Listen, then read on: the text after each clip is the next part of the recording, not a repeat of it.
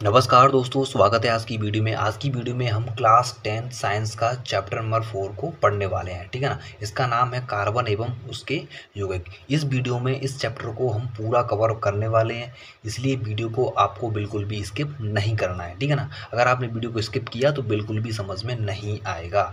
ठीक है ना। वीडियो को स्टार्ट करने से पहले हमारे चैनल को सब्सक्राइब कर देना, ठीक है ना, और वीडियो को लाइक कर देना। तो चलिए वीडियो स्टार्ट कर लेते हैं। सबसे पहले हम कार्बन के बारे में बात करते हैं। तो कार्बन का जो प्रतीक है वो क्या होता है? कार्बन का प्रतीक होता है C। ठीक है ना। कार्बन की परमाणु संख्या कितनी होती है? 6 होती है। जैसे कि आपने देखा होगा आधुनिक आवर्त सारणी में, जैसे हाइड्रोजन है, helium, lithium, beryllium, boron, carbon.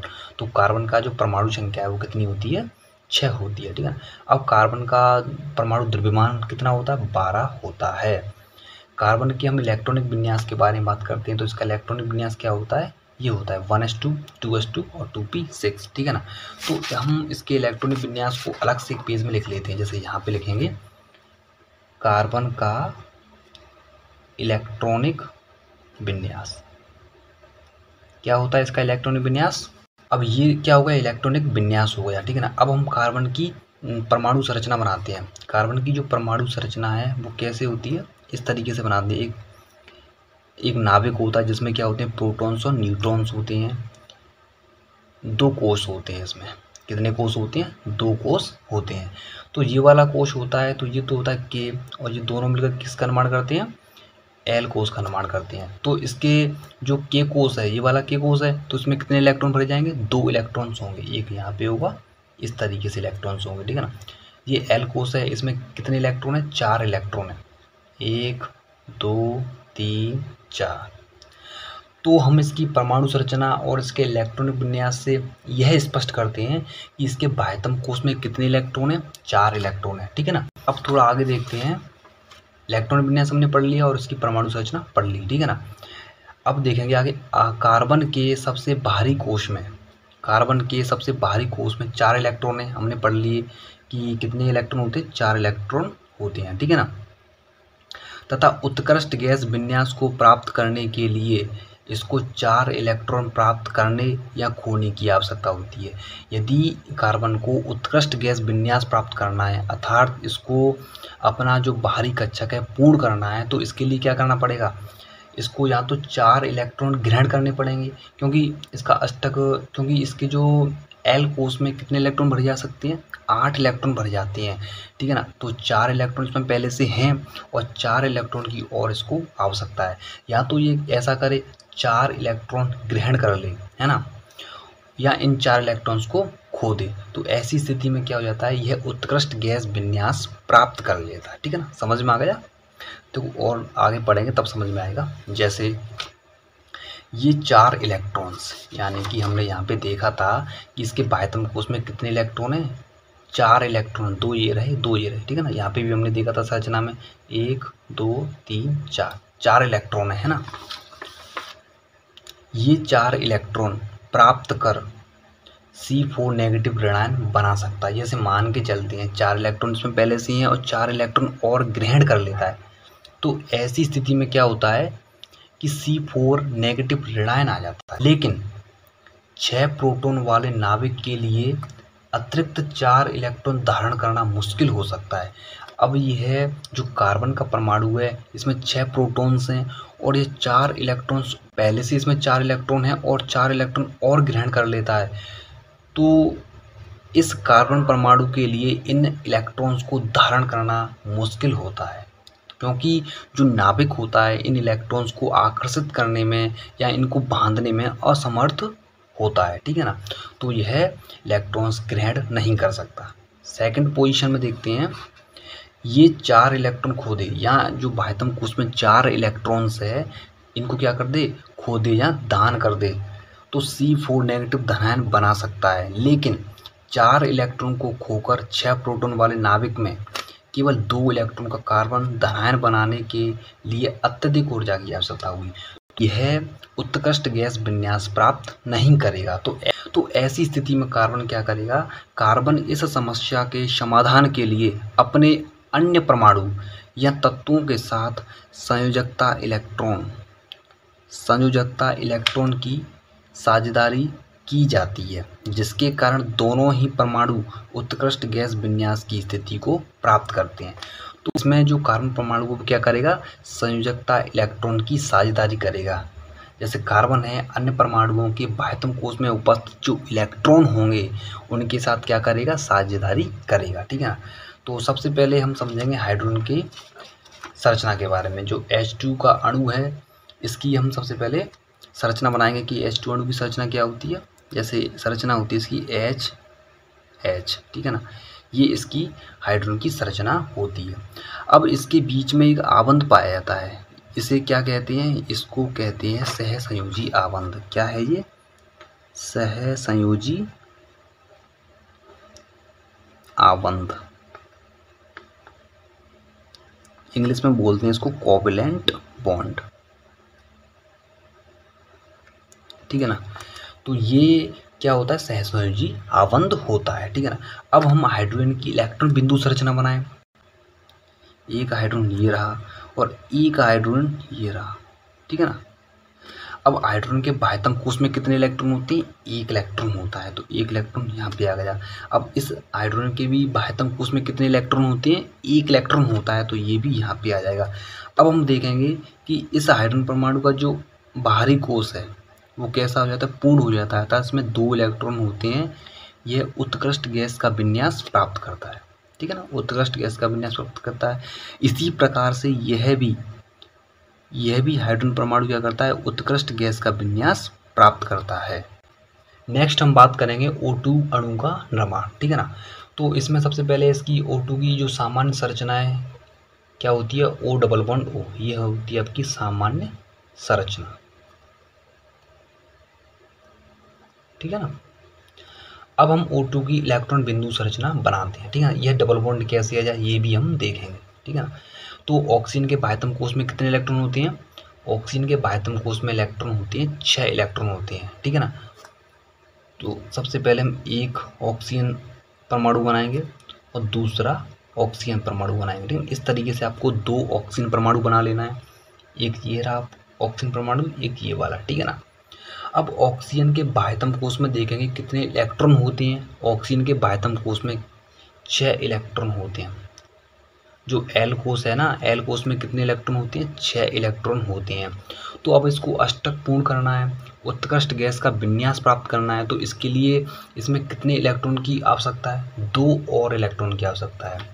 अर्थात इसमें 2 इलेक्ट्रॉन और हम जोड़ देंगे ना, तो क्या हो जाएगा, यह उत्कृष्ट गैस का विन्यास प्राप्त कर लेता है। क्योंकि जो बाहरी कोश है इसमें 8 इलेक्ट्रॉन हो जाएंगे तो यह अष्टक पूर्ण कर लेगा। ठीक है ना। इसलिए हम इसमें 2 इलेक्ट्रॉन्स और जोड़ रहे हैं। तो क्या होगा कि इसमें 2 इलेक्ट्रॉन और जोड़ देंगे। ठीक है ना। तो इसमें पहले से कितने इलेक्ट्रॉन है ऑक्सीजन के पास, पहले से हैं इसके पास 4 इलेक्ट्रॉन हुए। ठीक है ना। पहले से इसमें 4 इलेक्ट्रॉन है और 2 इलेक्ट्रॉन इस साझेदारी में भाग लेते हैं। ठीक है ना। इसी तरीके से इसमें भी 4 इलेक्ट्रॉन्स होते हैं जो क्या करते हैं, तथा 2 इलेक्ट्रॉन होते हैं वो साझेदारी में भाग लेते हैं। तो इस तरीके से क्या होता है, ऑक्सीजन जो O2 अणु है वो इलेक्ट्रॉन बिंदु संरचना बनाता है और अपना अष्टक है वो पूर्ण करता है। ठीक है ना। तो ये हो जाएगी आपकी O2 की इलेक्ट्रॉन बिंदु संरचना, इलेक्ट्रॉन बिंदु संरचना। ठीक है ना, समझ में आ गया। नेक्स्ट भी दिया है N2 अणु का निर्माण। देखो N2 अणु का निर्माण कैसे करते हैं, तो सबसे पहले N2 की हम सामान्य संरचना बनाएंगे। तो सामान्य संरचना क्या होती है, N ट्रिपल बॉन्ड N। ठीक है। तो ये क्या होती है, यह N2 की सामान्य संरचना होती है। अब हम N2 की इलेक्ट्रॉन बिंदु संरचना बनाएंगे। जैसे कि आपका सबसे पहले आपको 2 गोला बना देने हैं इस तरीके से। ठीक है ना।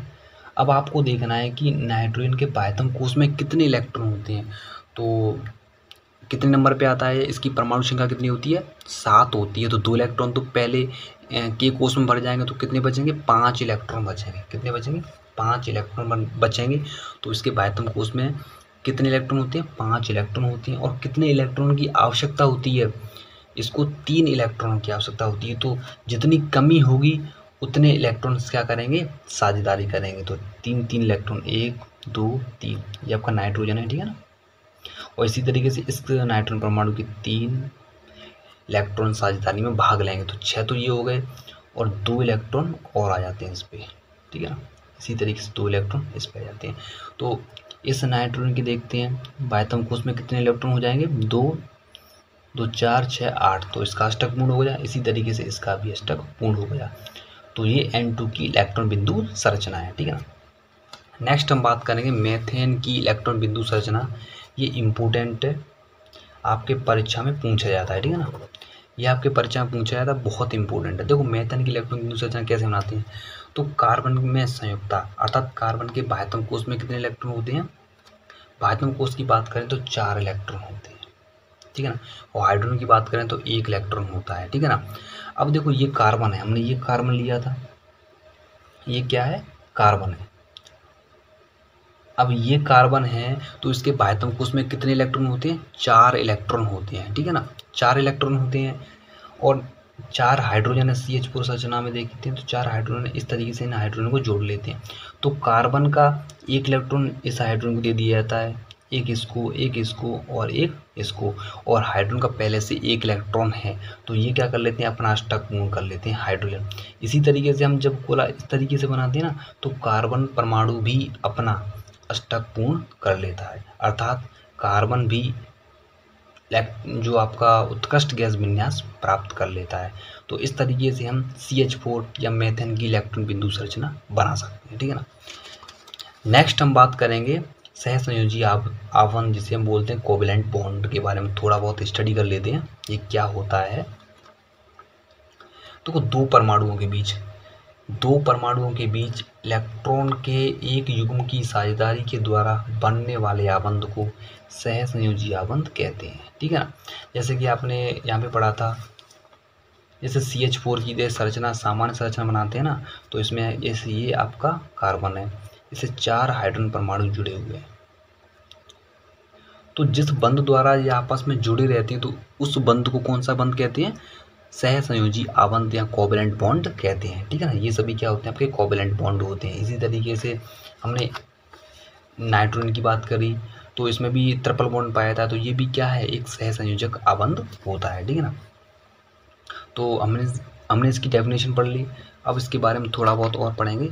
इस आबंध वाले अणुओं में भीतर तो प्रबल आबंध होता है। कैसा होता है, भीतर प्रबल आबंध होता है, लेकिन इसका अंतराण्विक बल जो इंटरमॉलिक्यूलर जो फोर्स होता है ना, क्या होता है, इंटरमॉलिक्यूलर फोर्स होता है, वो दुर्बल होता है, जिसके कारण इन यौगिकों का गलनांक एवं क्वथनांक कम होता है और ये विद्युत के कैसे होते हैं, कुचालक होते हैं, ठीक है। इतना आपको सहसंयोजी आबंध के बारे में पढ़ लेना है।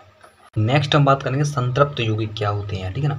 कार्बन परमाणुओं के बीच केवल एक आबंध से जुड़े कार्बन के यौगिक संतृप्त यौगिक कहलाते हैं, अर्थात जो संतृप्त यौगिक होते हैं इनमें केवल सिंगल बॉन्ड पाया जाता है, ठीक है ना। देखो इसको हम उदाहरण के द्वारा समझते हैं, जैसे कि सिंगल बॉन्ड C, तो इससे हाइड्रोजन जुड़े रहते हैं आपके हाइड्रोजन, ठीक है ना।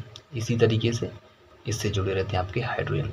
तो इस संरचना में देखते हैं तो सभी जो परमाणु हैं वो एकल बंध द्वारा जुड़े रहते हैं, सिंगल बॉन्ड द्वारा आपस में जुड़े रहते हैं। तो ऐसे यौगिक को क्या कहते हैं, संतृप्त यौगिक कहते हैं, ठीक है, समझ में आ गया।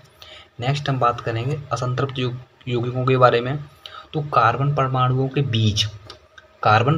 बीच द्वि या त्रय अर्थात डबल बॉन्ड या ट्रिपल बॉन्ड वाले जो कार्बन की यौगिक हैं उनको बोलते हैं असंतृप्त यौगिक कहलाते हैं, अर्थात ऐसे कार्बन परमाणु जिनके मध्य में, इनके बीच में डबल बॉन्ड या ट्रिपल बॉन्ड पाया जाता है, तो ऐसे यौगिक होते हैं वो आपके असंतृप्त यौगिक कहलाते हैं, ठीक है ना। जैसे इसकी संरचना बनाएंगे CH2 डबल बॉन्ड CH2, तो ये इसकी संरचना होती है। तो इसमें क्या पाया था, डबल बॉन्ड पाया था, जिसमें डबल बॉन्ड या ट्रिपल बॉन्ड पाया गया वो आपका असंतृप्त होता है, ठीक है ना। ठीक है ना। अगर आपने ये 2 इलेक्ट्रॉन बिंदु संरचना आपने कर ली तो आपको जो मान के चलो एग्जाम में आपके 2 नंबर पक्के हैं, ठीक है ना। तो इसलिए इनको आपको अच्छे तरीके से देख लेना है, ठीक है ना। जैसे C2H6, सबसे पहले हम 2 कार्बन बनाएंगे, इस तरीके से आपको 2 कार्बन बनाने हैं, ठीक है ना। 2 कार्बन बना दिए। अब 2 कार्बन से क्या हुआ, C2H6 दिया है ना, तो देखो इसकी सामान्य संरचना कैसे होती है, C सिंगल बॉन्ड C और इनसे जुड़े रहते हैं आपके हाइड्रोजन, इस तरीके से, ठीक है ना। तो एक कार्बन पे 3 हाइड्रोजन परमाणु जुड़े हुए हैं, इस तरीके से आप बना सकते हो, ठीक है ना। इस तरीके से इस पे भी 3 हाइड्रोजन परमाणु जुड़े हुए हैं। तो इस तरीके से आपको संरचना बनानी है और यहाँ पे आपको कार्बन लिख देना है और ये आपके क्या है, हाइड्रोजन, ये सभी क्या है आपके हाइड्रोजन, ठीक है ना। अब देखो इस कार्बन के बारे में बात करते हैं और इस कार्बन के बारे में बात करते हैं। तो इनके बाह्यतम कोश में कितने इलेक्ट्रॉन होते हैं, 4 इलेक्ट्रॉन होते हैं कार्बन के, ठीक है ना। तो ये कार्बन क्या करेगा, अपने 4 इलेक्ट्रॉन में से 3 इलेक्ट्रॉन तो किसको दे देगा, इसको दे देगा, ठीक है ना, किसको, हाइड्रोजन को दे देगा। और इसमें एक होता है हाइड्रोजन का इलेक्ट्रॉन, इसको हम हाइड्रोजन डॉट से दर्शाएंगे हाइड्रोजन के इलेक्ट्रॉन को, ठीक है ना। तो इस कार्बन के पास 1 इलेक्ट्रॉन बचा, ठीक है ना। अब हम इस कार्बन के बारे में बात करते हैं। तो इसके बाह्यतम कोश में भी 4 इलेक्ट्रॉन होते हैं। तो ये क्या करता है, एक इलेक्ट्रॉन को इन हाइड्रोजन परमाणु को दे देता है, ठीक है ना, ऐसे सभी में लिख देंगे। और ये होता है आपका हाइड्रोजन का इलेक्ट्रॉन, ठीक है ना। तो इस कार्बन के पास 1 इलेक्ट्रॉन बचा ना, और इसके पास भी 1 इलेक्ट्रॉन बचा। तो ये इलेक्ट्रॉन क्या कर लेते हैं, आपस में साझेदारी कर लेते हैं, ठीक है ना। जब हम इस कार्बन परमाणु के बारे में बात करते हैं तो इसके बाह्यतम कोश में कितने इलेक्ट्रॉन हो गए, 8 इलेक्ट्रॉन हो गए। तो इसका अष्टक पूर्ण हो गया। इसी तरीके से इस कार्बन परमाणु का भी अष्टक पूर्ण हो गया। तो ये आपकी बन गई एथेन की इलेक्ट्रॉन बिंदु संरचना, ठीक है। नेक्स्ट हम बात करेंगे एथीन C2H4 की इलेक्ट्रॉन बिंदु संरचना, ठीक है ना। तो सबसे पहले C2H4 की हम सामान्य संरचना बना लेते हैं। इसकी सामान्य संरचना क्या होती है, CH2 डबल बॉन्ड CH2, ठीक है ना। अब हम इसकी देखते हैं इलेक्ट्रॉन बिंदु संरचना कैसे बनाते हैं। तो सबसे पहले क्या करना है आपको, इसी तरीके से आपको 2 कार्बन बना लेने, क्योंकि दो कार्बन है इसमें। तो 2 कार्बन को आपको इस तरीके से बना लेना है, ठीक है ना। और प्रत्येक कार्बन से 2 हाइड्रोजन परमाणु जुड़े हुए हैं। तो आपको इस तरीके से हाइड्रोजन परमाणु को जोड़ लेना है, ठीक है ना। तो कार्बन के बाह्यतम कोश में 4 इलेक्ट्रॉन होते हैं। तो 2 इलेक्ट्रॉन तो क्या करेगा, इनको दे देगा हाइड्रोजन को, और हाइड्रोजन के पास 1 इलेक्ट्रॉन पहले से ही है, ठीक है ना। तो इनका अष्टक जो आपका बाहरी कोश है वो पूर्ण हो जाएगा, ठीक है ना। इसी तरीके से इस कार्बन की बात करते हैं। तो इसके पास 4 इलेक्ट्रॉन है, 2 इलेक्ट्रॉन इन हर जो हाइड्रोजन परमाणु इनको दे देता है। तो इनका जो बाह्यतम कोश है वो पूर्ण हो जाता है। तो इसके पास 2 इलेक्ट्रॉन बचे, इसके पास भी 2 इलेक्ट्रॉन बचे। तो ये क्या करते हैं, तो ये आपस में क्या कर लेते हैं, अपने संयुक्त इलेक्ट्रॉन को संयोजन कर लेते हैं। तो जिसके कारण क्या होता है, इन कार्बन का अष्टक भी पूर्ण हो जाता है। कैसे हो जाता है, जैसे 4 इलेक्ट्रॉन तो ये हो गए, और ये इलेक्ट्रॉन हाइड्रोजन के भी और इलेक्ट्रॉन, ठीक है ना। तो इस तरीके से इसमें 8 इलेक्ट्रॉन हो जाते हैं। 2 ये रहे, 2 ये रहे, 4 ये रहे, तो 8 हो गए। तो इसका अष्टक पूर्ण हो गया। इसी तरीके से इस कार्बन परमाणु का अष्टक भी पूर्ण हो जाता है। इस तरीके से हम किसी भी कार्बनिक यौगिक की इलेक्ट्रॉन बिंदु संरचना बना सकते हैं, ठीक है ना। नेक्स्ट है कार्बन तथा हाइड्रोजन के संतृप्त यौगिकों के सूत्र तथा संरचनाएं। अर्थात हमें जितने भी जो संतृप्त यौगिक हैं या असंतृप्त यौगिक हैं उनके IUPAC का नामकरण करना अथवा IUPAC नाम लिखना है, ठीक है ना। तो सबसे पहले हम संतृप्त यौगिकों के बारे में बात कर लेते हैं, ठीक है ना। तो यहाँ पे इनको समझने से पहले हम बात कर लेते हैं इनकी, ठीक है ना। कार्बन की बात कर लेते हैं। जैसे मान के चलते 1 कार्बन होता है तो उसको क्या बोलेंगे हम, मैथ। 2 कार्बन होंगे तो उसको क्या बोलेंगे, एथ। कार्बन 3 को वो क्या बोलेंगे, प्रोफ।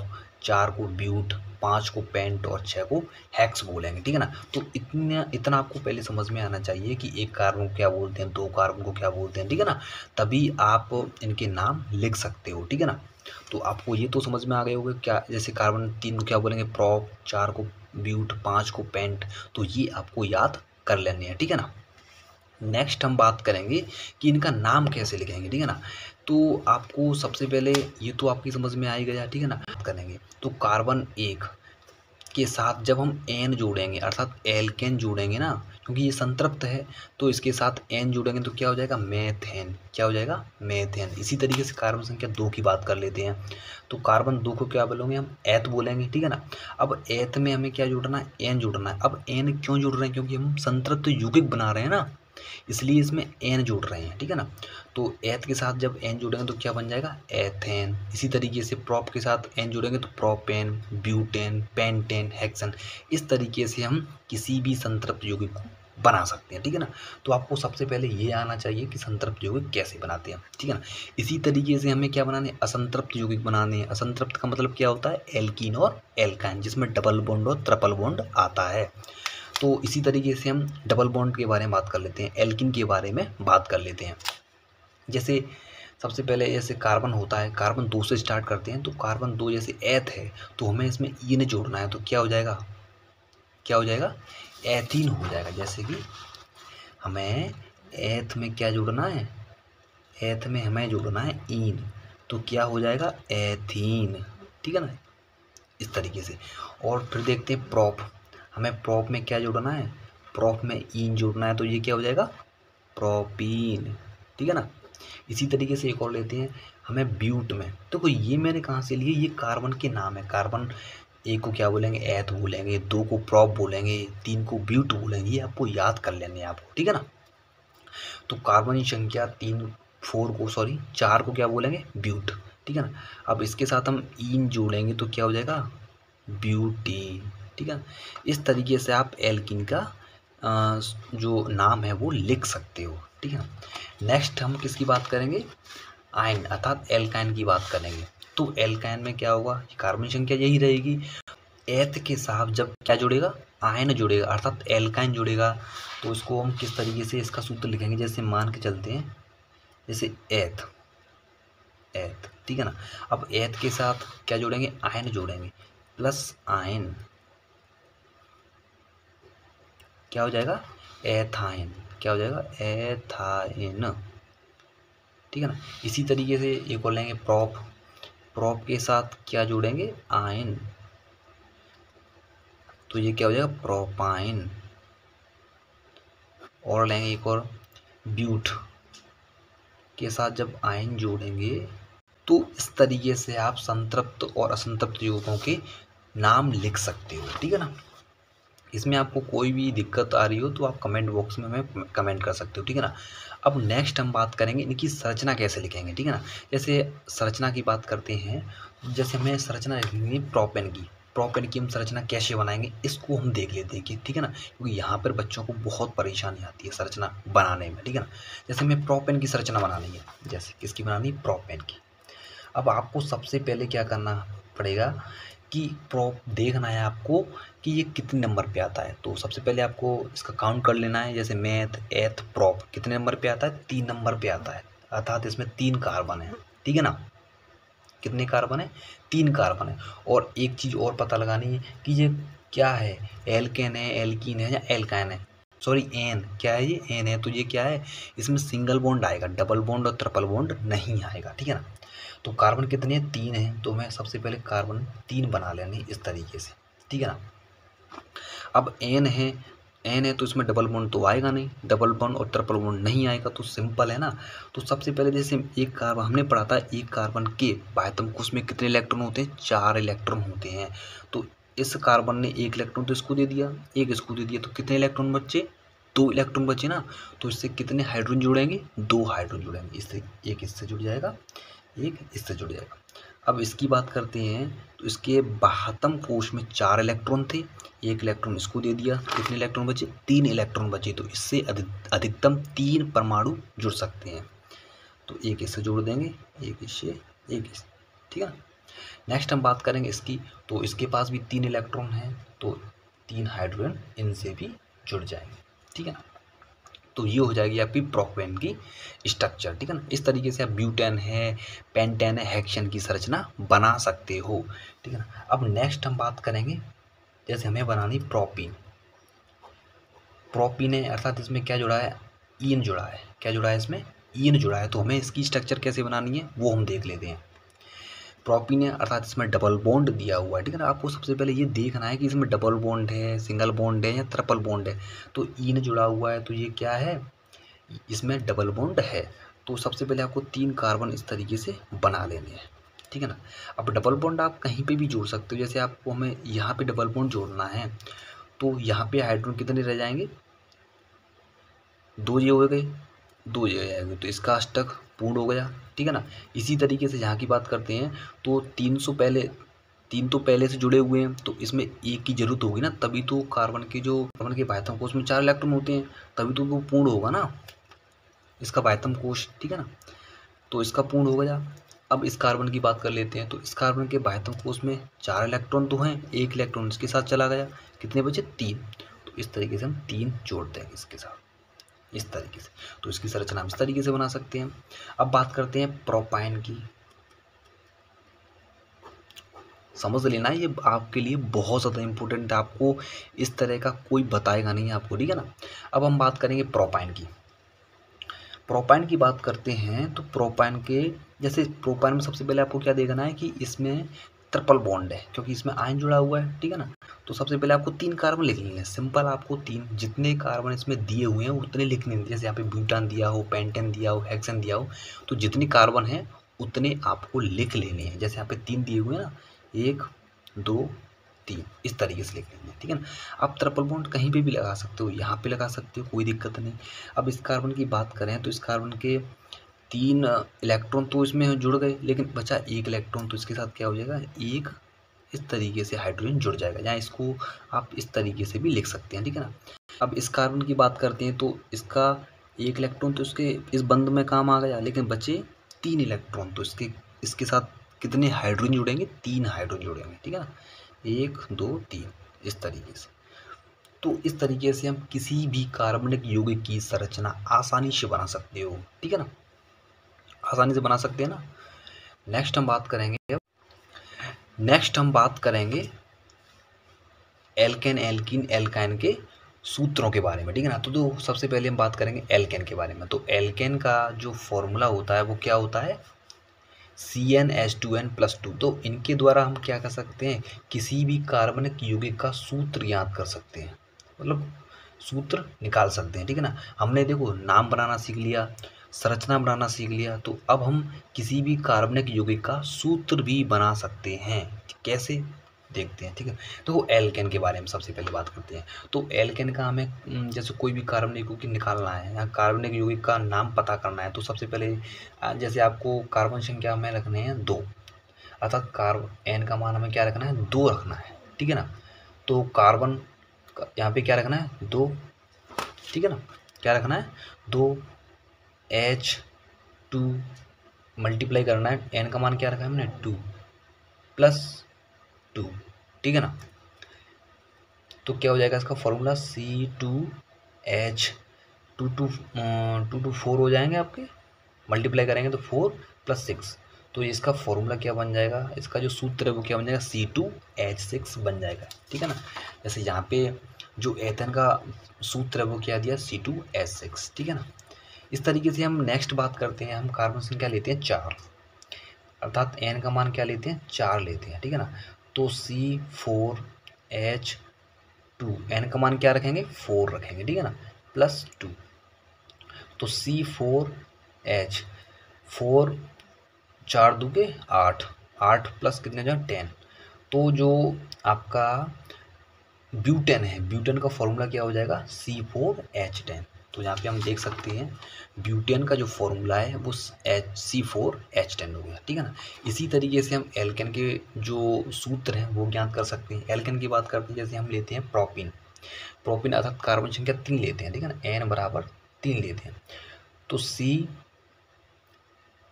यहाँ पे लेते हैं 3, ठीक है ना, H2 × 3। इसका फॉर्मूला आपको याद करना है, ये एल्केन का ये होता है, एल्किन का CnH2n होता है, ठीक है ना। प्रोपेन की बात कर रहे हैं, प्रोपिन की, तो C3H 3 2 6, कितने हो गए आपके इसका फॉर्मूला क्या हो गया, C3H6, ठीक है ना। इसी तरीके से आप एल्काइन की भी किसी का भी फॉर्मूला आप याद कर सकते हैं। एल्काइन की जैसे बात करते हैं तो इसका फॉर्मूला क्या होता है, CnH2n -2 होता है, ठीक है। फॉर्मूले आपको याद कर लेने हैं। तो हम प्रोपाइन की ही बात कर लेते हैं, N = 3, ठीक है ना, प्रोपाइन की, तो C3H2 × 3 - 2, तो C3H, ये हो गए आपके 6 में से आपके 2 गए तो कितने बचे, 4, तो इसका फॉर्मूला क्या होता है, ये किसका हो गया, प्रोपाइन का, और यहाँ पे हमने ये किसका बनाया था, प्रोपिन का बनाया था, ठीक है ना। तो इस तरीके से इन फॉर्मूले के माध्यम से हम किसी भी कार्बनिक यौगिक का सूत्र ज्ञात कर सकते हैं, ठीक है ना। तो हमने तीनों चीज़ों सीख ली, नाम, संरचना और सूत्र, ठीक है ना। नेक्स्ट हम बात करेंगे यौगिक का प्रकार, ठीक है ना। तो आपको अगर ये इनको अच्छे तरीके से आपने पढ़ लिया तो आप आसानी से IUPAC नाम लिख सकते हो, ठीक है ना। तो सबसे पहले हम बात करेंगे हेलो एल्केन्स के बारे में, ठीक है ना। जैसे आपके यहाँ पे दिया है पूर्व लगन, और पूर्व लगन कौन कौन से होते हैं, तो क्लोरो और ब्रोमो ये क्या होते हैं, आपके पूर्व लगन होते हैं। अर्थात किसी भी जैसे में कार्बन श्रृंखला का नामकरण करते हैं तो ये पहले आते हैं, ठीक है ना, कार्बन श्रृंखला से पहले आते हैं, ठीक है। तो ये क्या होते हैं, आपके पूर्व लगन होते हैं। कुछ अनुलग्न भी होते हैं, जैसे एल्कोहल है, एल्कोहल का अनुलग्न क्या होता है, ऑल होता है, ठीक है। इस तरीके से ये किसी भी कार्बन श्रृंखला में जुड़े हुए होते हैं, ठीक है। तो ये क्या होते हैं, ये अनुलग्न होते हैं, किसी भी कार्बन श्रृंखला के पीछे जुड़ते हैं। तो यहाँ पे इस तरीके से पीछे जुड़े हुए हैं, ठीक है ना। और इसकी बात करते हैं तो इसका जो आईपीएच नाम होता है वो क्या होता है,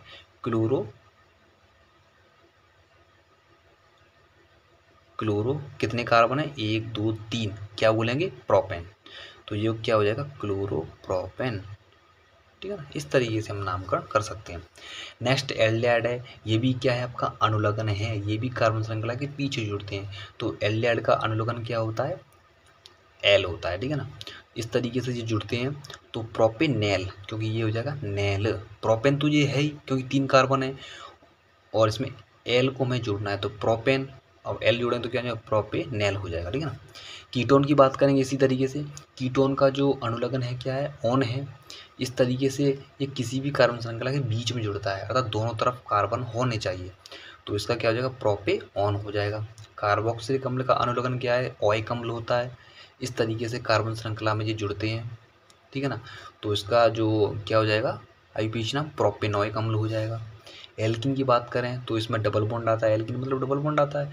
तो इसका कितने कार्बन, 3 कार्बन, तो प्रोपीन हो जाएगा।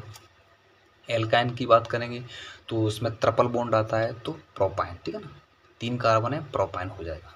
नेक्स्ट दिए हैं आपके निम्न यौगिकों की संरचना बनाइए, ठीक है ना। इनको समझने से पहले हम कुछ आईपीएच नाम कर लेते हैं इनको, ठीक है ना। इनको थोड़ा सॉल्व कर लेते हैं। जैसे आपका सबसे पहले इस वाले को सॉल्व करेंगे हम। एक श्रृंखला दी हुई है तो हमें इसका क्या करना है, IUPAC नाम लिखना है। IUPAC आपको इसका नाम लिखना है, कैसे लिखेंगे वो देख लेते हैं, ठीक है ना।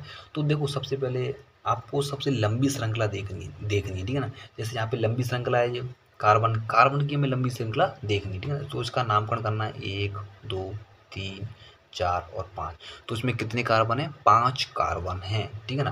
5 कार्बन है तो 5 कार्बन को हम क्या बोलते हैं, पेंट बोलते हैं ना, पेंट क्या बोलते हैं, पेंट बोलते हैं, ठीक है ना। अब इसमें ना तो डबल बॉन्ड है ना ट्रिपल बॉन्ड है, तो उसको हम ये क्या है, संतृप्त है। संतृप्त तो क्या लिखेंगे इस पर, इसका आईपीएच नाम, यदि ये संतृप्त है तो इसका आईपीएच नाम क्या लिखेंगे, पेंटेन, क्योंकि इसमें ना तो डबल बॉन्ड है और ना ही ट्रिपल बॉन्ड, ठीक है। तो इसका आईपीएच नाम क्या हो जाएगा, पेंटेन हो जाएगा, ठीक है ना। इसी तरीके से एक और इसमें यौगिक दिया है CH3 single bond C double bond O single bond CH3। तो इसका आप इसको आईपीएच नाम कैसे लिखना है, तो इसमें सबसे पहले हमें कार्बन की श्रृंखला देखनी। तो कार्बन कितने हैं इसमें, 1 2 3, तो 3 कार्बन की ये श्रृंखला है, ठीक है ना। और इसमें C डबल बॉन्ड O करके, C डबल बॉन्ड O ये क्या जुड़ा हुआ है, एक कीटोन अनुलग्न जुड़ा है, ठीक है ना। क्या जुड़ा है, एक अनुलग्न जुड़ा है, इसको कीटोन है जिसका अनुलग्न क्या होता है, ऑन, क्या होता है, ऑन। तो प्रोपेन तो पहले ही सही है इसमें, क्या है इसमें, प्रोपेन तो पहले से ही है इसमें, ठीक है ना। प्रोपेन तो पहले से ही है, लेकिन इसमें डबल बॉन्ड O करके क्या जुड़ा हुआ है, ऑन समूह, एक ऑन अनुलग्न जुड़ा हुआ है। तो उसको क्या बोलेंगे, ऑन, प्रोपेनॉन, क्या हो जाएगा, प्रोपेनॉन हो जाएगा। तो इसका जो आईपीएच नाम है वो क्या हो जाएगा, प्रोपेनॉन हो जाएगा। इस तरीके से आपको आईपीएच नाम लिखने हैं, ठीक है ना। नेक्स्ट हम बात करेंगे एथेनोइक अम्ल की संरचना के बारे में, ठीक है ना। तो संरचना बनाने से पहले हमें पता लगाना है कि इसमें कितने कार्बन है। तो इसमें कितने कार्बन है, तो इसमें कितने कार्बन है, 2 कार्बन है, ठीक है ना। तो आपको सबसे पहले 2 कार्बन बना लेने इस तरीके से, ठीक है ना। अब बात करेंगे इसमें क्या जुड़ा है, ओइक अम्ल जुड़ा है। ओइक अम्ल का मतलब होता है कि इसमें कौन सा आपका अनुलग्न है, ओइक अम्ल है। तो इसका फॉर्मूला क्या होता है, COOH, क्या होता है, COOH होता है। तो हमें इस तरीके से इसको जोड़ लेना है, C O। तो इस तरीके से क्या होता है, इसमें जो आपका अनुलग्न है वो जुड़ा होता है, ठीक है ना। अब इस कार्बन के पास कितने हाइड्रोजन बचे, 3 हाइड्रोजन होंगे ना, क्योंकि एक तो इसके साथ बंध बना चुका, 3 हाइड्रोजन होंगे। इस तरीके से आप जोड़ सकते हैं। तो इस तरीके से हम एथेनोइक अम्ल की संरचना बना सकते हैं, ठीक है ना। नेक्स्ट हम बात करें ब्यूटेनॉन। तो ब्यूटेन सबसे पहले 4 कार्बन आपको बना लेने हैं, 1 2 3 और 4, ठीक है ना। अब नॉन का मतलब इसमें कीटोन है ना, तो C डबल बॉन्ड O जोड़ेगा। कौन सा समूह जोड़ेगा? C डबल बॉन्ड O समूह जोड़ेगा, ठीक है ना। तो यहाँ पे भी जोड़ सकते हैं आप, यहाँ पे भी जोड़ सकते हैं, ठीक है ना, क्योंकि दोनों तरफ कार्बन होने चाहिए। यहाँ पे हम जोड़ेंगे, डबल बॉन्ड O करेंगे, ठीक है ना। तो इस कार्बन की जो बाह्यतम कोश है वो तो पूर्ण हो चुका ही, ठीक है ना। अब इसकी बात करेंगे तो इसमें कितने जुड़ेंगे? CH3, इसके साथ भी CH3 और इसमें CH2। तो इस तरीके से हम ब्यूटेनॉन की संरचना बना सकते हैं, ठीक है ना। नेक्स्ट हम बात करेंगे, निम्न यौगिकों का नामकरण करना है हमें, IUPAC नाम लिखना है इनका। तो इसका हम नाम कैसे लिखेंगे? CH3 single bond, CH2 single bond, Br क्या है? ये आपका पूर्व लगन है, तो ये पहले आएगा ना। और कार्बन 2 है, मैथ और एथ, तो इसका IUPAC नाम क्या लिखेंगे? Bromo ethane. क्या हो जाएगा इसका IUPAC नाम? ब्रोमो एथेन, ठीक है ना। नेक्स्ट है H single bond, C single bond, H double bond O। तो CHO ये कौन सा समूह जुड़ा हुआ है? ये आपका है CHO समूह, इसको बोलते हैं एल्डिहाइड समूह, ठीक है ना। एल्डिहाइड समूह होता है, ठीक है ना। तो L होता है इसका, ठीक है ना। तो इसको क्या बोलेंगे? एक कार्बन है मेथिनेल, तो इसका IUPAC नाम क्या हो जाएगा? मैथ तो है से पहले से ही, क्योंकि एक कार्बन है और इसमें L समूह जुड़ जाएगा, तो मैथिनेल। तो इसका IUPAC नाम क्या हो जाएगा? मैथिनेल हो जाएगा, ठीक है ना। नेक्स्ट इसकी बात करेंगे, जैसे आपकी ये संरचना दी हुई, तो सबसे पहले आपको ये देखना है कि इसमें कितने कार्बन हैं। तो 1 2 3 4 5 6, कितने कार्बन है? 6 कार्बन है, तो हेक्सेन आएगा, ठीक है ना। ट्रिपल बॉन्ड जुड़ा हुआ है, तो इसको क्या बोलेंगे? हेक्साइन बोलेंगे। क्या बोलेंगे इसको? हेक्साइन। तो इस तरीके से आप किसी भी कार्बनिक यौगिक का आसानी से IUPAC नाम ले सकते हो, ठीक है ना। नेक्स्ट है आपको इस तरीके से, जैसे और भी दिए हुए, इसका आपको IUPAC नाम लिखना है। जैसे इसका IUPAC नाम आप कैसे लिखोगे? तो इसमें सबसे पहले आपके 2 क्या दिए हुए हैं? पूर्व लगन दिए हुए हैं। अब 2 आपके सामने जब पूर्व लगन हो तो आपको सबसे पहले वर्णमाला क्रम देखना है। तो इसका B है और इसका C है, तो पहले कौन सा आएगा? ब्रोमो आएगा। तो इसको क्या बोलेंगे? 1 ब्रोमो, या 1, क्योंकि ये 1 पे आता है ना, 1 ब्रोमो। अब ये कितने पे आता है? 3 पे आता है, तो 3 क्लोरो। और कार्बन संख्या कितनी है? 1 2 3 4 5 6, क्या हो जाएगा? हेक्सेन। इस तरीके से अब इसका IUPAC नाम लिखेंगे, ठीक है ना। नेक्स्ट हम इसकी बात करेंगे, तो इसमें कितने कार्बन है? 5 कार्बन है, तो 5 कार्बन को क्या बोलेंगे? पेंट बोलेंगे, ठीक है ना। क्या बोलेंगे इसको? पेंट बोलेंगे, पेंटेन, ठीक है ना। अब इसमें डबल बॉन्ड ऑन समूह जुड़ा हुआ है, तो उसको क्या बोलेंगे? पेंटेनॉन। क्या बोलेंगे? पेंटेनॉन। तो इस तरीके से हम किसी भी कार्बनिक यौगिक का आसानी से IUPAC नाम लिख सकते हैं, ठीक है ना। अगर आपकी समझ में IUPAC नाम नहीं आया तो आप कमेंट बॉक्स में कमेंट कर दें, मैं इसके ऊपर अलग से वीडियो बना दूंगा, ठीक है ना। नेक्स्ट बात करेंगे हम कार्बनिक यौगिक के रासायनिक गुणधर्मों के बारे में, ठीक है ना। तो सबसे पहला पॉइंट है दहन। कार्बन ऑक्सीजन में दहन करके ऊष्मा एवं प्रकाश के साथ कार्बन डाइऑक्साइड देता है। तो ये जैसे आपका ये होता है कार्बन। अब कार्बन होता है वो ऑक्सीजन के साथ दहन करता है, दहन करने के बाद क्या बनाता है? कार्बन डाइऑक्साइड बनाता है, प्लस ऊष्मा एवं प्रकाश देता है, ठीक है ना। इतना आपको याद रखना है। इसी तरीके से मेथेन है, ऑक्सीजन के साथ दहन करके क्या बनाता है? कार्बन डाइऑक्साइड, जल प्लस ऊष्मा एवं प्रकाश देता है, ठीक है ना।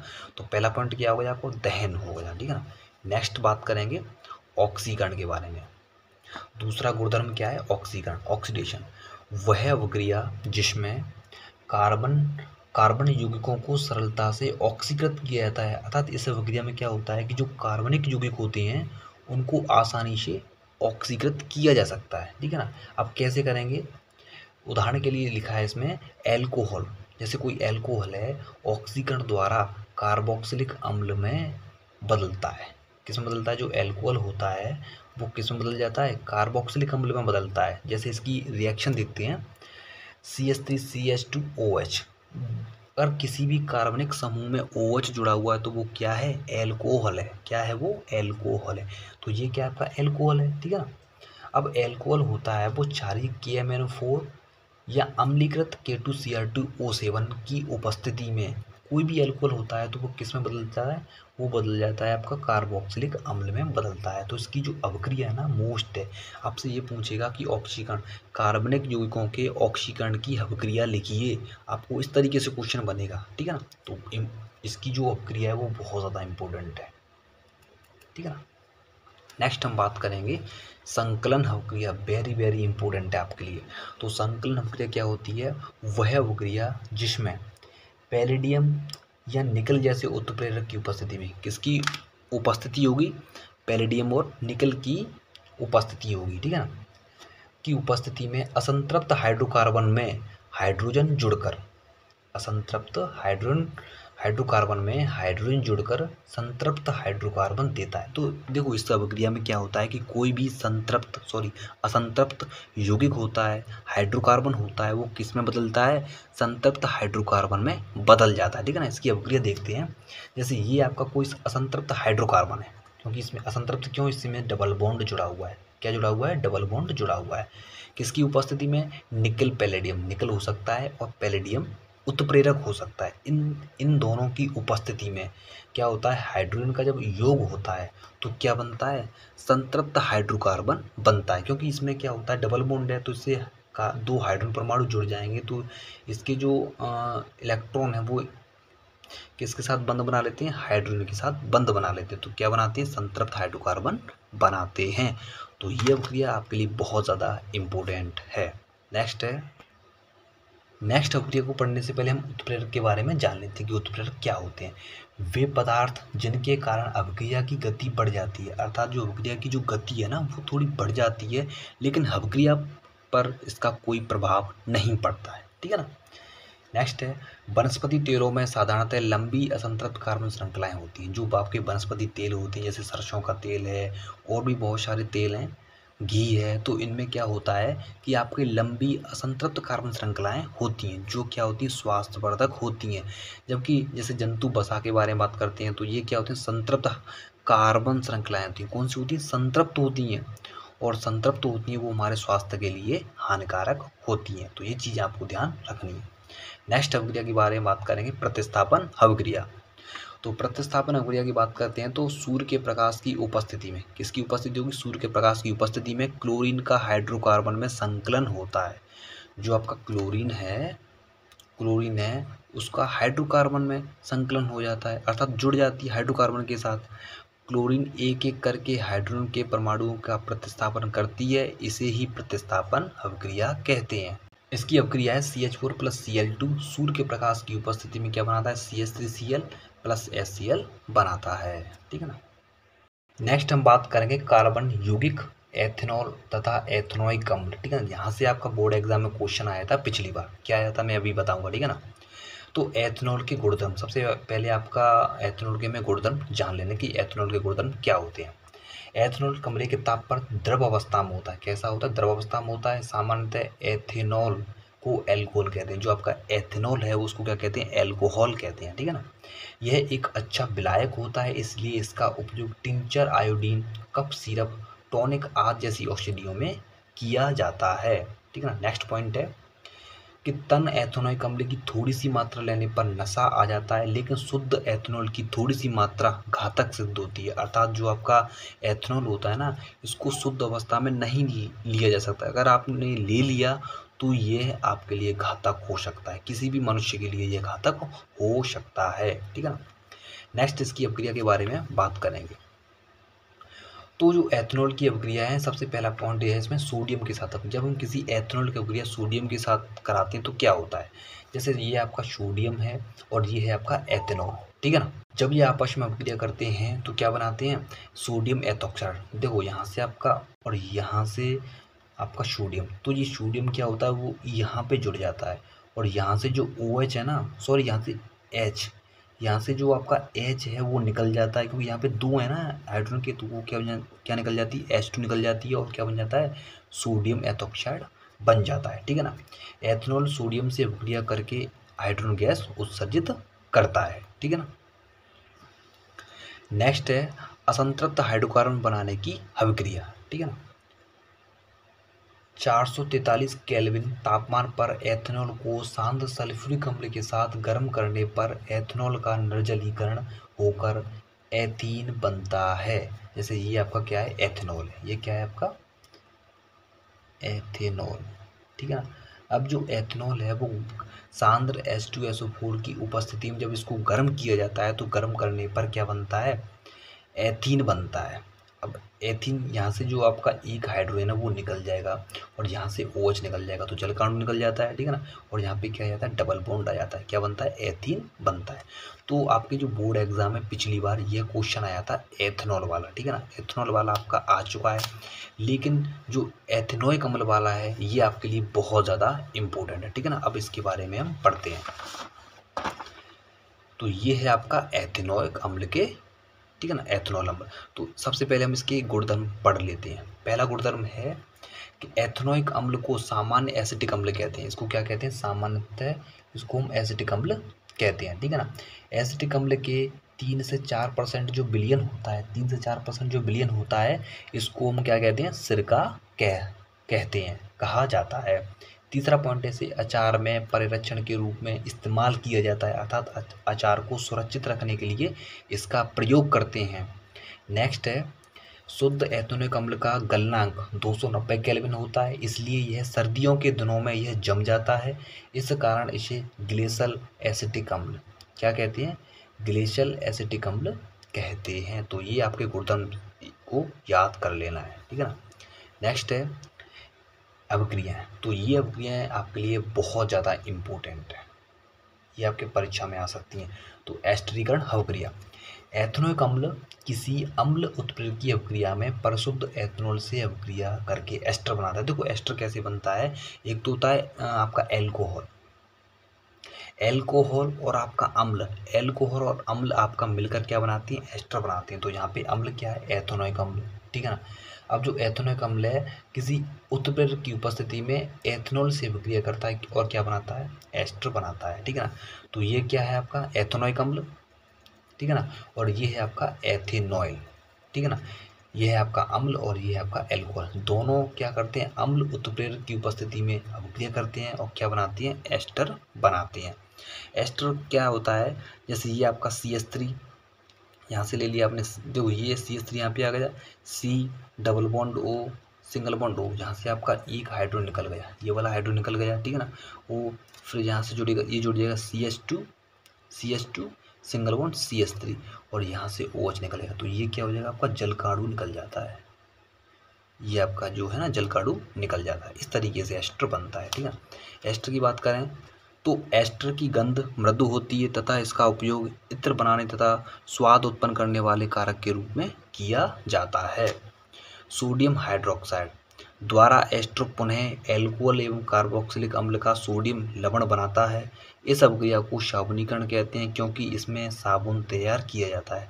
जो आपका एस्टर है ना, जैसे यहाँ पे जो एस्टर बना हुआ था, जो आपका एस्टर है, जब ये सोडियम हाइड्रोक्साइड के साथ अभिक्रिया करता है तो पुनः क्या बनाता है, एथेनॉल बनाता है। जब ये एस्टर है इस NaOH की उपस्थिति में क्या बनाता है, एथेनॉल बनाता है, ठीक है ना। तो यहाँ पे क्या बनाया, एथेनॉल बनाया है और इसने क्या बनाया, सोडियम लवण बनाया है, ठीक है ना। क्या बनाया, सोडियम लवण बनाया। तो ये आपकी होगी एस्टरीकरण अभिक्रिया। बस आपको एस्टरीकरण अभिक्रिया में इतना लिखना है, ठीक है ना। आपको इसके बारे में बस यहाँ तक लिखना है, ठीक है ना।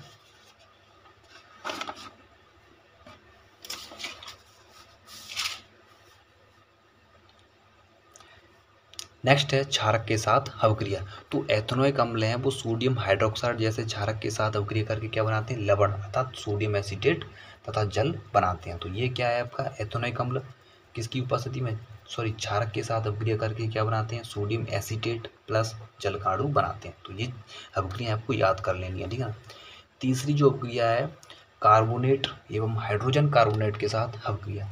तो एथेनोइक अम्ल कार्बोनेट एवं हाइड्रोजन कार्बोनेट के साथ अभिक्रिया करके लवण CO2 जल बनाते हैं। तो ये क्या है आपका CH3COOH, ये आपका अम्ल है, जो आपका एथेनोइक अम्ल है Na2CO3 कार्बोनेट, सोडियम कार्बोनेट के साथ अभिक्रिया करके क्या बनाता है, एक तो बनाता है आपका लवण जिसे बोलते हैं सोडियम एसीटेट, जल का अणु प्लस कार्बन डाइऑक्साइड। इसी तरीके से फिर आपका एथेनॉइक अम्ल है, वो सोडियम हाइड्रोजन कार्बोनेट के साथ उपयोग करके क्या बनाता है, सोडियम एसिटेट जल प्लस कार्बन डाइऑक्साइड बनाता है। तो ये प्रक्रिया भी आपको याद कर लेनी है, ठीक है ना। नेक्स्ट हम बात करेंगे साबुन और अपमार्जक। ये आपकी परीक्षा की दृष्टि से बहुत ज़्यादा इंपॉर्टेंट है, यहाँ से आपका क्वेश्चन बनता है, ठीक है ना। साबुन की संरचना या मिसाइल की संरचना, ठीक है ना। तो साबुन और अपमार्जक, हम जानते हैं कि मैल तेली होते हैं। कैसे होते हैं, तेली होते हैं, जो जल में अघुलनशील होते हैं। साबुन की बात करें तो साबुन के अणु लंबी श्रृंखला वाले कार्बोक्सिलिक अम्लों के सोडियम एवं पोटेशियम लवण होते हैं। जो साबुन होते हैं वो कार्बोक्सिलिक अम्लों के सोडियम एवं पोटेशियम लवण होते हैं, ठीक है ना। साबुन का आयनिक भाग जिसको बोलते हैं जलरागी शिरा, ठीक है ना, जल से जबकि कार्बन श्रृंखला जिसे बोलते हैं जल विरागी सिरा, ठीक है ना। तो साबुन के दो सिरे होते हैं, एक होता है जलरागी सिरा जिसको बोलते हैं आयनिक भाग, और दूसरा होता है जल विरागी सिरा जिसको बोलते हैं कार्बन श्रृंखला, ठीक है ना। तेल से पारस्परिक क्रिया करती है।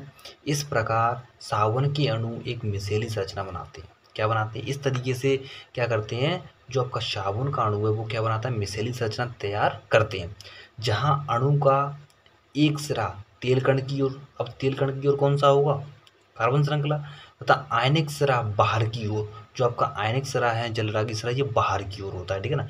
इससे पानी में इमल्शन बनता है। इस प्रकार साबुन का मिशेल मेल को बाहर निकालने में मदद करता है और कपड़े साफ हो जाते हैं, ठीक है ना। तो हम साबुन के मिशेल की संरचना देख लेते हैं। ये है आपकी साबुन के मिशेल की संरचना, ठीक है ना। यह आपके परीक्षा की दृष्टि से बहुत ज़्यादा इम्पोर्टेंट है, ठीक है ना। इसको आपको बनाना सीख लेना है। तो इसमें देखो सबसे पहले जो बाहरी सिरा होता है, ये क्या है आपका बाहरी सिरा है, तो उसको बोलते हैं आयनिक सिरा अर्थात जल रागी सिरा, ठीक है ना। और दूसरा होता है जल विरागी सिरा, जो आपका ये वाला है ना, इसी को बोलते हैं हम कार्बन श्रृंखला या जल विरागी सिरा, ठीक है ना। तो आप इसमें भी समझ सकते हैं, इसमें तो जल रागी सिरा ये वाला होता है बाहर वाला, और जल विरागी सिरा होता है जो अंदर वाला होता है। तो इस तरीके से जो साबुन होता है वो मिशेल की संरचना बनाता है, और मिशेल की संरचना के द्वारा ही क्या करता है, मेल को कपड़े से बाहर निकालने में सहायक होता है। तो इस तरीके से आप मिशेल की संरचना बना सकते हैं। तो यहाँ पे आपका जो चैप्टर है यहाँ पे आपका फिनिश होता है, समाप्त होता है, ठीक है ना। वीडियो आपको कैसी लगी है हमें कमेंट बॉक्स में ज़रूर बताएं, ठीक है ना। और अभी तक आपने हमारे चैनल को सब्सक्राइब नहीं किया है तो साइंस स्टडी इजी इस चैनल को सब्सक्राइब कर लेना, ठीक है ना, और वीडियो को लाइक कर देना, क्योंकि इस चैनल पर आपको बहुत सारी आपकी साइंस से संबंधित रिलेटेड बहुत सारी वीडियोस आने वाले हैं, ठीक है ना। तो इस चैनल को सब्सक्राइब कर लेना, ठीक है ना। तो दोस्तों फिर मिलते हैं किसी नई वीडियो के साथ, तब तक के लिए जय हिंद जय भारत।